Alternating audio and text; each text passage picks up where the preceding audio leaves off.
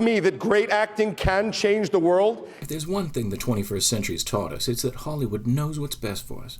And before we make survival, or really any plans, we need to fact-check it against their sage advice.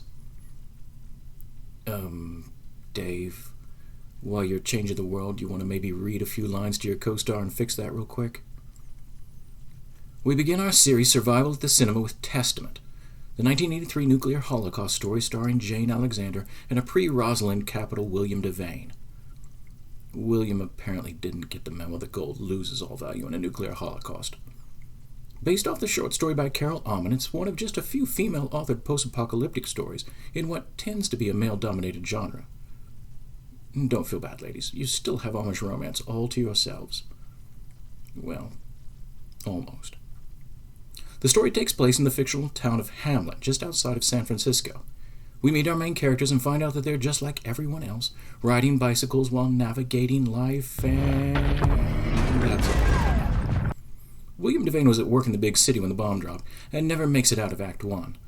But Hamlin, the quintessential all-American town, soldiers on and does what Americans always do in a pinch.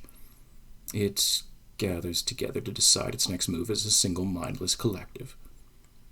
They all meet in the church, even Kevin Costner and Rebecca De Mornay for some reason. Right size. So you gave this to me. See? It's got tongue groove. Pre-acting lessons. What to do? Hang on, I know this one. Quickly gather and secure all necessary supplies and protect it from airborne radiation.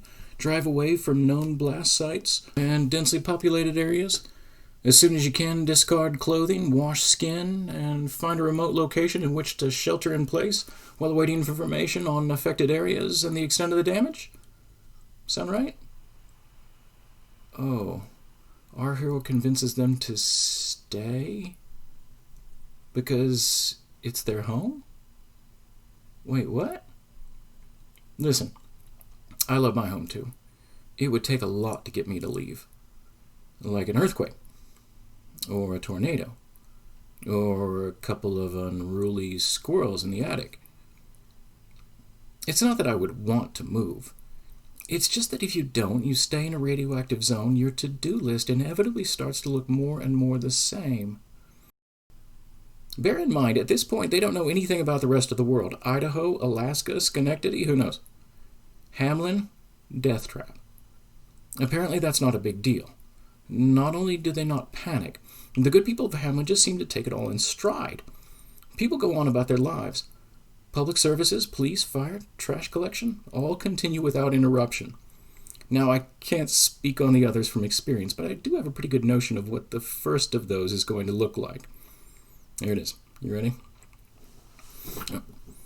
Where you want to go eat? Nah, we had that yesterday. Huh? You looking at my biceps? Are you? Yeah?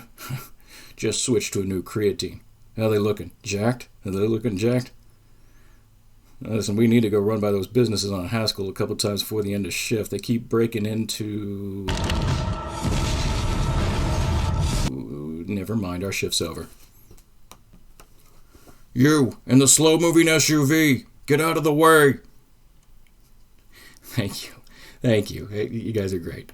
I mean, you dream about the Oscar, but you never think it'll happen to you, right? Yeah, okay. Yes, Hamlin carries on. The kids even put on a play of the Pied Piper, which I realize is supposed to be an analogy for the world being led to nuclear destruction. But here it comes off just a little ironic, since they all might have survived if someone had just led them away from this place. And if a certain mom hadn't given the worst municipal advice since ancient Troy so that most of them just stayed put. Contrary to popular belief, radiation does not give you superpowers or some sweet gamma tan. No, it gives you radiation burns. Your organs liquefy and then you die. Guess what happens to the good people of Hamlin? Oh, God, it's a depressing movie. So what's the moral of the story? That the key to surviving radioactive fallout is speed and distance? No. It turns out the moral gets revealed at the end when Miss Alexander is in her garage, asphyxiating her last surviving child and the neighbor's kid. This deeply affecting scene asks, what can you do? What can you do when the nations of the world won't stop looking out for their own interest and start making their decisions like some giant collective, just like Hamlet? Decisions based on what's best not for your own country, but what's best for Liberia or Japan. Just like when Jane decides which groceries to buy based on what's best for people living in Singapore. I mean, she doesn't really, but she likes to think that she does, because that would make her a good person, wouldn't it? Or something? This is David Reichert from The Bunker. Hit like and subscribe and click the notification bell, and we'll try and put out at least one video a week. Also, our pandemic horror series, The Holocaust Engine, is available September 14th. Link for pre-order down below.